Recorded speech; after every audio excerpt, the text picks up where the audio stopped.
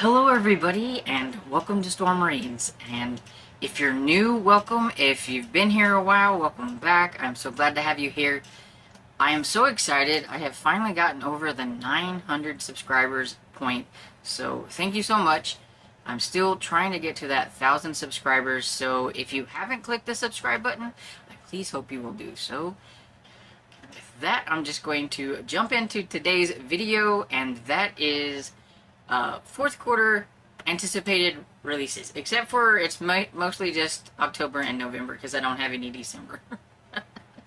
Now maybe closer to December I'll have some. I do know that it's kind of a slower time for publishers, and so there's just not as much out, and I'm trying to keep my anticipated ones this go around. I'm experimenting. I'm trying to keep the anticipated to just books that I'm really hyped up for, or they're part of series that I read, or just authors in general that I've tried. There's only 2 authors on this list, I believe, that I haven't ever tried anything from. All of the rest of these I've read before, and you've probably heard me talk about one of these a lot. And so I don't have enough for to split up my middle grade and my adult, so I'm going to do October middle grade and adult, and then November middle grade and adult, and we'll just see how that goes. So for middle grade in October, October 3rd is Spy Schools Go North by Stuart Gibbs. I really like the Spy School series. I love Stuart Gibbs in general, and this one has been in the gang up in Alaska and everything because of some things that happened in the previous book, so I can't really say anything, but just know if you've never heard me talk about this book before, it's probably because you're new, because I talk about Stuart Gibbs all the time. But this is about Ben, who in the first book, he's basically brought into this CIA training school for kids as a mole to flush, or as a ringer to flush out a mole, and well, he ends up surviving. They didn't think he would survive. They just wanted to get the mole or whatever. Well, now he can't go back to being normal, so they let him be in the spy school. And he, turns out to be not too bad at it after he gets a little bit of training and stuff. And so this is book 11. And so, yeah, I always love whenever I see one of these come in the mail. So thank you, Simon & Schuster, for sending this my way. The next one I have is Trapped by Sky Melky Wagner. I'm hoping I pronounced that right. This is the second book in the Deadlands series. This is a series about talking dinosaurs. So it says that it's Wings of Fire meets Jurassic Park. I've never read Wings of Fire, but I think that's a dragon book of some sort. And so I think it might be kind of action, which is what this is. And this is about 5 outcasts and former enemies who they're the only hope to save their warring kingdoms against the impending doom. In the first one, Ellery, who is he's the second, I think he's the second son of the ruler of the kingdom that he's in, which I cannot remember what it's called, but he does something that he's not supposed to. He warns the enemy that something was going to happen. He's not supposed to do that. Even if it had nothing to do with them, he did something that he wasn't supposed to do. And so he gets exiled to this place. And I can't remember what it is either. It's been a little bit. But he gets exiled, and while he's there, he meets some other dinosaurs that are there. And they kind of, form a little bit of a group, even though some of them are enemies and things like that. It reminded me a lot more of The Land Before Time, because you've got, like, I think there's like a pterodactyl, a triceratops, a raptor, things like that. So, they find out some things while they're in exile, and they're trying their best to try to figure out how to save their kingdoms. And it kind of left you hanging with what might be going on next, and so I am kind of curious to see how the gang is going to fight. And if you like talking dinosaurs, then you'll like this.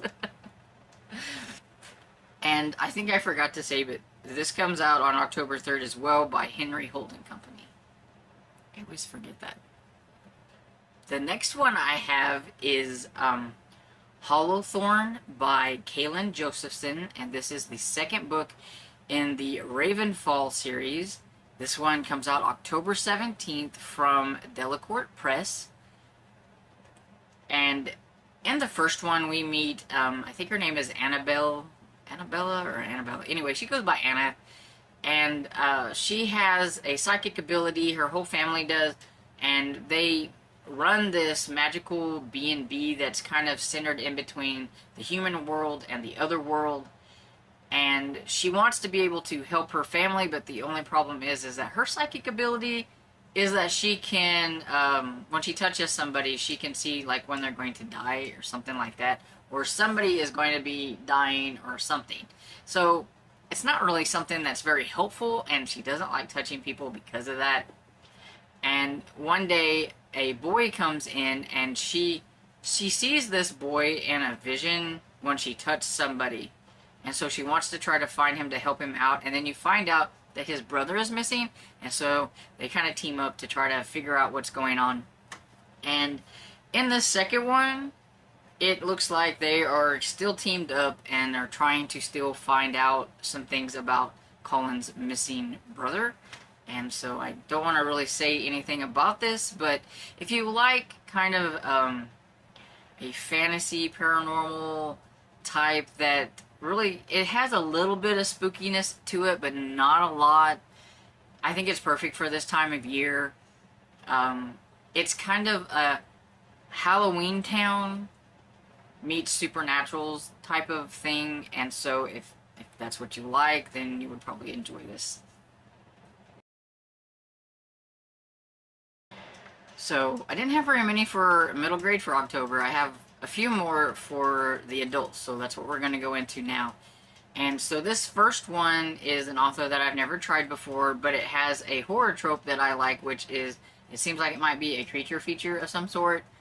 And so I'm excited to try this one. It comes out October 10th from Flame Tree Press, which I have a pretty good record with Flame Tree Press.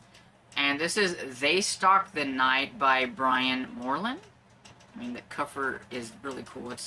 It's got that kind of creepy vibe going on without there being a lot on it, which I kind of like.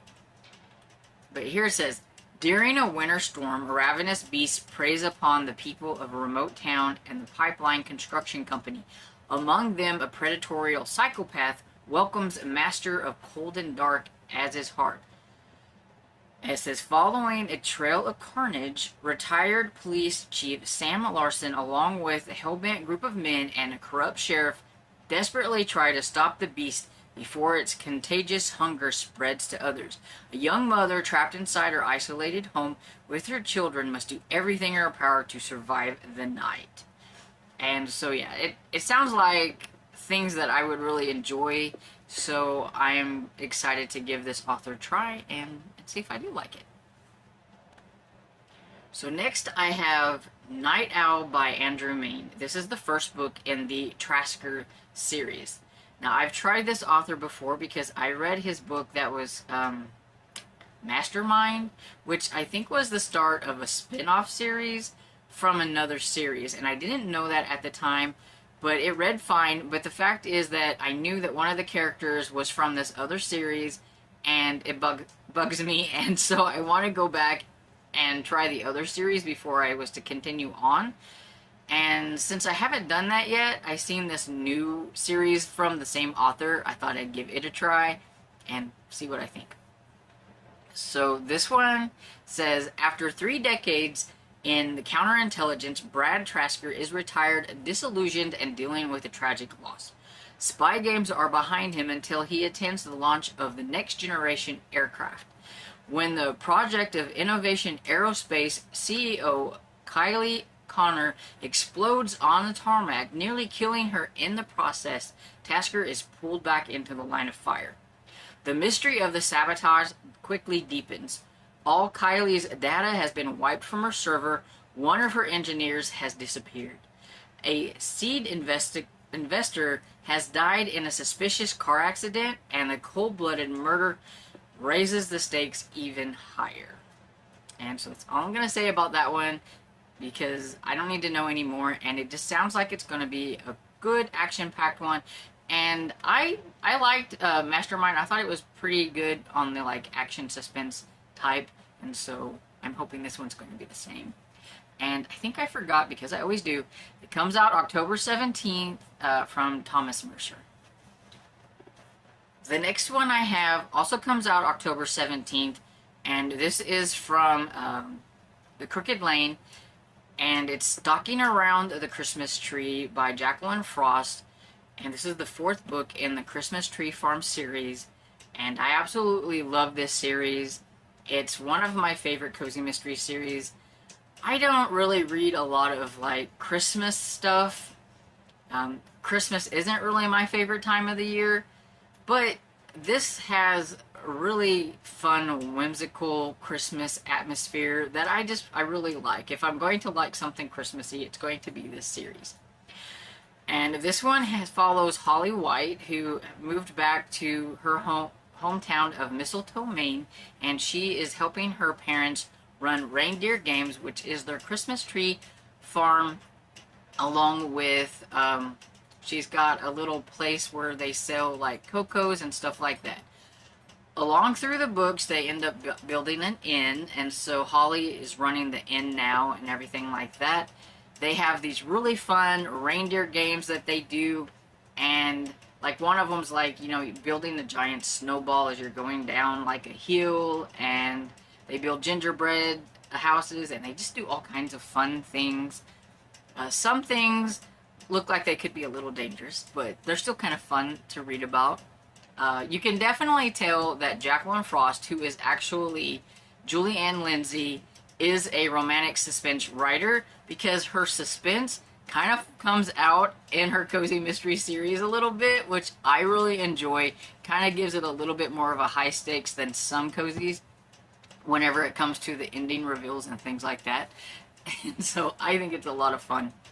And this one is about Tiffany, a ballerina who meets her demise. And Tiffany is based on Tiffany from the Beach Bum Bookworm, and we've been doing a read-along of the series to reread for me leading up to this one, so that we can kind of have like a release party.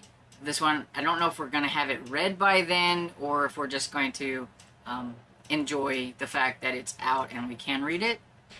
It's just going to be a lot of fun. I always enjoy my time with Holly and the gang, and so I can't wait to get to this one. So the next one I have is Some of Us Are Looking by Carleen O'Connor. It's the 2nd book in the County Kerry mysteries. Now, she has a cozy mystery series called the Iris Village series, and this is completely different. This is just an actual straight up mystery series. I don't think it's like too bad that like somebody who likes cozy mysteries couldn't read it, but it is a little bit more, I think, suspenseful and things, so it's just considered more just a mystery. And this one is about Dempna. I think that's how you say her name. But anyway, she is a veterinarian, and she's moved back to her hometown and took over her family's practice. And we meet her in the first one, and we meet Detective Sergeant Cormac O'Brien. And Dempna is kind of, I think, resigned to the fact that she's back and everything. In the first one, I don't think she knew exactly what she was going to be doing, but she really loves the place that she's at. It's the Dingle Peninsula and everything. But the problem is that murder keeps happening, and so there's going to be a brutal murder in this one, and so I have a feeling that she is going to be investigating it again and seeing what's going on, even though Detective Sergeant Cormac does not want her involved in anything, but she kind of got herself involved in the first one, so we'll see how this one goes. I don't want to really read too much about what it's about because I don't want to spoil myself or anything, or accidentally spoil you guys for something from the first book. So the last book for October I have is The Christmas Appeal by Janice Howlett. This one comes out October 24th from Atria Books. This is 1.5 in the Appeal series, which I didn't know was going to be a series, so that's kind of cool. I read the Appeal, I think, a couple years ago. I think it's been out that long. But anyway, I enjoyed it. It was a different kind of mystery. I wouldn't say that I loved it, but I did think it was interesting enough that I wanted to try some more of this author's writing. I have wanted to try her other books that she has out. I just haven't got to them, so I'm hoping that I will make time and get to this one, since it does involve the Fairway Players. I think that's what they're called. Yeah, the Fairway Players, and it is Christmas time in Lower Lockwood, and the Fairway Players are busy rehearsing their festive pantomime, Jack and the Beanstalk, to raise money for the church roof appeal. But despite the season, goodwill is distinctly lacking among the amateur dramatic enthusiasts. Sarah Jane is fending off threats of her new position as chair. The fiberglass beanstalk might be full of asbestos, and as someone is intent on ruining the panto even before the curtain goes up. Of course, there is also the matter of the dead body. And so if this follows the way her other books, or at least the one that I've read, you get like emails and text messages and documents and things like that, and you kind of have to put it together yourself. Usually you get parts where a couple of detectives are talking about what's going on, so you get their emails back and forth and things like that. And you're trying to figure out, one, who is the dead body, and then two, who is the killer of the dead body.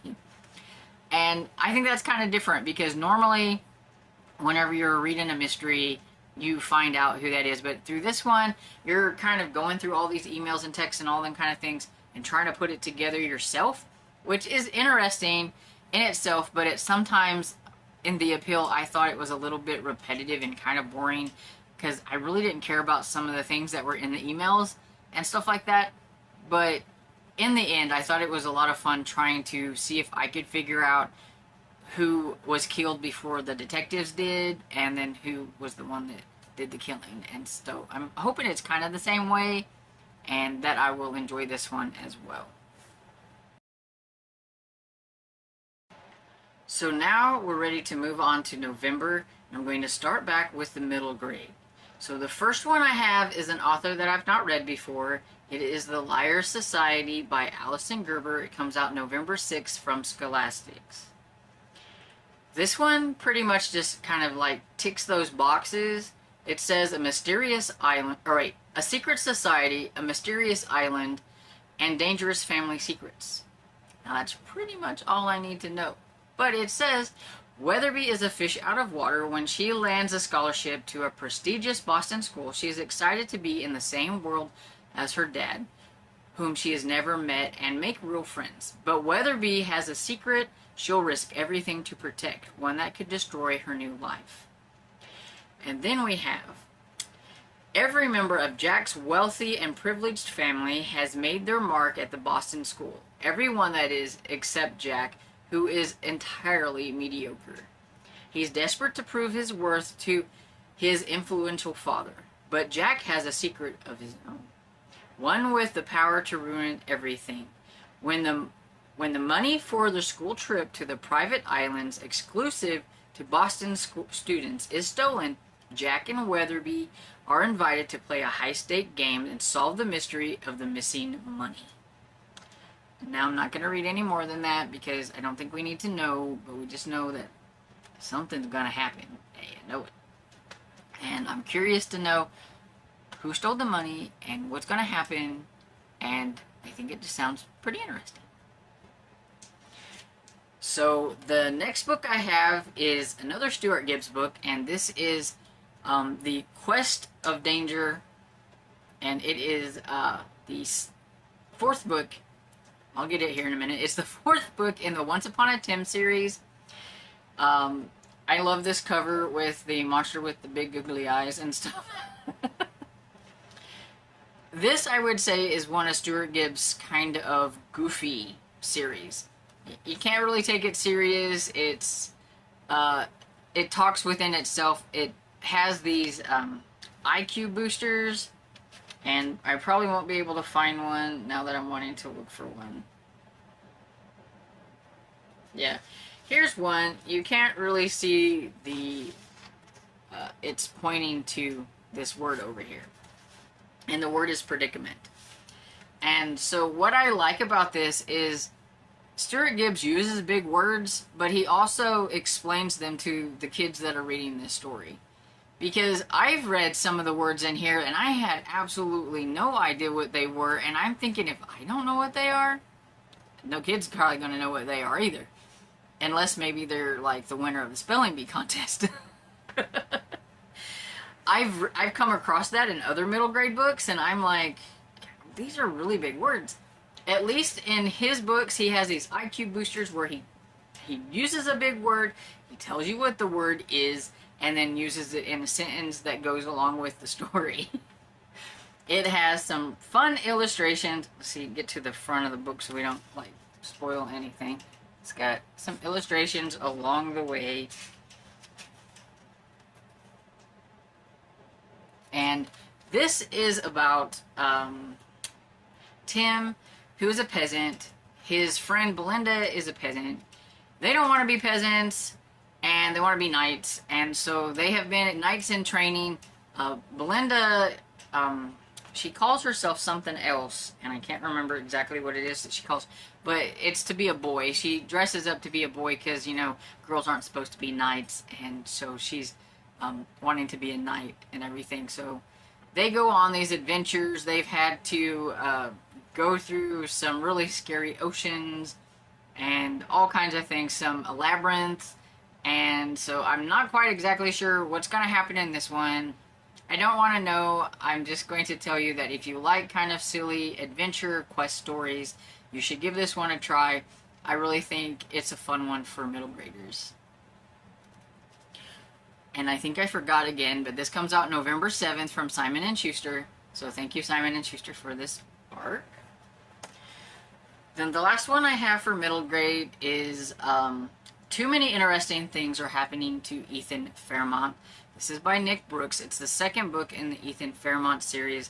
The first one is funny because it says nothing ever interesting happened to Ethan Fairmont. And now too many interesting things are happening to him. So we meet Ethan in here, and he's a little bit, I don't know, kind of socially awkward, I would say. He doesn't really have any friends. He likes to kind of stay to himself. He likes to invent things. I think he was making some kind of robot in the first one. He's always going to the junkyard to get stuff for it. And he just kind of a loner, likes to stay by himself. And his mother wants him to go and introduce himself to the new neighbor. He doesn't want to. But eventually he meets the new neighbor kid because he follows him and everything. And in the first one, you find out that Ethan did have a friend, but that friend was not being nice to him anymore because he got new friends. But, you know, maybe they will become friends again or not. And this one looks like it's got quite a few people in it. The first one involved a little extraterrestrial called Cheese.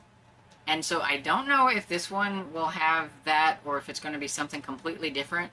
I have not looked at the back to see what it's even about. I just know it's the 2nd book, and I got this from Union Square Press. It comes out November 14th, because I think I forgot to say that. So thanks to Union Square for sending this my way, and I am curious to see what else is going to happen to Ethan Fairmont. Now we're going to move on to the adult books that I have for November, which isn't very many. So the first book I have for November for adults is I Heard a Fly Buzz When I Die by Amanda Flowers. It's the 2nd book in the Emily Dickinson mystery series, and every time I try to read one of the titles for this series, it cracks me up. But anyway, it's a historical mystery series. Amanda Flower is mostly, I think, known more for her Amish mystery series that she has. So this one is like completely different. So if you don't like a little bit more serious in tone and, of course, historical, you might not enjoy this as much as her others. But this one is about Emily Dickinson and her housemaid Willa. In the first one, they are trying to solve what happened to Willa's brother and everything. And I think you get a little... I think this is supposed to be before she becomes like a recluse. She might have been a little bit more active and everything. You can still see that Emily doesn't really like to socialize. She doesn't like to go places where there's a crowd and things. So you can tell that she would become a recluse or whatever and stuff. But she does get out a little bit, and she does help Willa sleuth a little bit. But mostly it's Willa doing most of the sleuthing. This one is set in 1856, and it looked like it's going to be surrounding the fact that Ralph Waldo Emerson is coming to town to speak at Amherst, where the Dickinson family resides, and he has, I think, somebody that comes with him, and I don't remember exactly, his secretary, that's what it is, his secretary, and his secretary is going to end up being the one that is murdered, and so Willa and, of course, Emily will be doing some sleuthing. I don't really want to look and see too much about what's going on, so sorry I'm not giving you a lot of details, but I think it's okay whenever it's mysteries to not know too much about what's going on. The next one I have is Mr. Lullaby by J.H. Markert, and this one comes out November 21st from Crooked Lane Press, and I've read The Nightmare Man by this author, and I enjoyed it. I've been having a lot of trouble finding horror books that I can enjoy, and I really liked that one. Even though at times it was a little boring, it had just enough kind of spookiness for me that I did enjoy what was going on, and I'm hoping that that carries over into this one. So this one says, in the vein of T. King Fisher and Christopher Golden, the boundaries protecting our world from the monsters on the other side is weakening, and Mr. Lullaby is about to break through. The small town of Herod Reach has seen its fair share of the macabre, especially inside the decrepit old train tunnel around which the town was built. After a young boy, Sully Dupree, is injured in the abandoned tunnel and left in a coma, the townspeople are determined to wall it up. Deputy Sheriff Beth Gardner is reluctant to buy into the superstition until she finds two corpses at the tunnel's entrance, each left with strange calling cards inscribing an old lullaby. Soon after Sully Dupree awakens from his coma. And I'm not going to say any more than that because I don't want to know anymore. But it sounds like it's going to be creepy, and I'm really curious to see about what's going to happen, what it has to do with the tunnels, and what kind of supernatural thing that might be in it, because, you know, Mr. Lullaby, what he is and everything, so we'll see. Then the last book I have is Murder Wears a Hidden Face by Rosemary Simpson, and this comes out November 28th from Kensington, and this is the 8th book in the Gilded Age mystery series. Have I read number 7? No. But I'm still anticipating reading number 8. And I'm hoping to get to number 7 soon. I should have already had it read, but you know how it goes, and then the year gets away with you because the year is almost over. But anyway, it says a diplomat's murder draws heiress turned sleuth Prudence Mackenzie and former Pinkerton Jeffrey Hunter away from New York's high society and into the dark heart of Chinatown. Now this is set in 1891, and usually it is set in New York, so I don't know exactly where Chinatown is, if that's somewhere close to New York, or if that's in New York but not in New York City. I don't know. I don't know nothing about Chinatown. It looks like it's going to have something to do with the Metropolitan Museum of Art that's in Chinatown. And so I'm just, excited to get to that one after I read the other one. And I just wanted to put this on your radar as well, because if you like historical mysteries, I think you should give this a try, because I really like it. I do think it's one that you should start at the beginning and find out exactly how Eris turns to a sleuth and everything. But yeah, so I tried to stick to just things that I'm really anticipating that from authors that I've read. But there are a slew of other books that I am interested in that come out in October. And so look for another video about new releases coming soon, because I'm going to do another like October hopefuls that's just dedicated to books in October. I did that in September and people seem to enjoy it, so I'm going to try it again. That way my anticipated ones are just books that I'm really anticipating, because there's always other books that I think sound good, but am I necessarily anticipating them? Maybe not. I just think they sound good, and somebody else might think they sound good too. So let me know if you've read any of these series that I've talked about, and if I've piqued your interest for any of these books that are coming out. And I hope you enjoyed this video, and if you did, please give it a thumbs up and subscribe, and I will see you all in the next video. Bye.